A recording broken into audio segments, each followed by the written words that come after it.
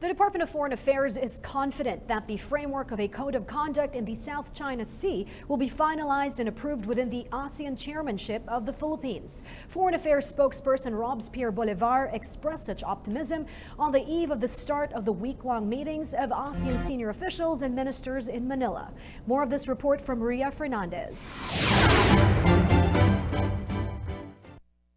ASEAN foreign ministers and China are expected to endorse the framework on the Code of Conduct in the South China Sea during their meeting in Manila this August 6.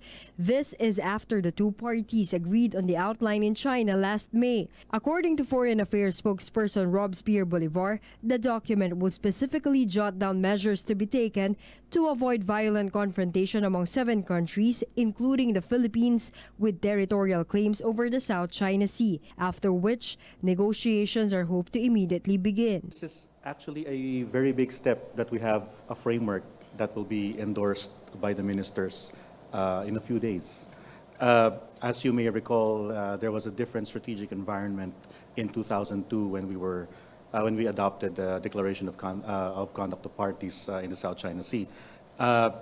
For this particular year, in fact, since late last year, we have a commitment from ASEAN and China to complete this framework, and this is already a major step towards realizing the Code of Conduct in the South China Sea. ASEAN and China will also forge an agreement for ASEAN-China Center. So the ASEAN-China Center is responsible for facilitating functional cooperation between ASEAN and China, academic, science and technology, cultural exchanges. So we have an institution, if you will. On August 5, the 50th ASEAN Foreign Ministers meeting will formally open. But on the sidelines, ASEAN Plus 3, which includes China, Japan, and Korea, will meet.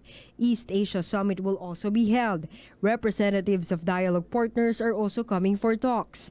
But prior to this, series of activities are already in place, including the executive meeting on Southeast Asia's stand against nuclear weapons.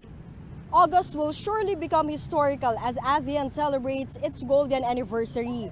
One of the activities which the public can participate is the parade from Museum Pambata up to here in Cultural Center of the Philippines or CCP at 3 p.m. onwards on August 8.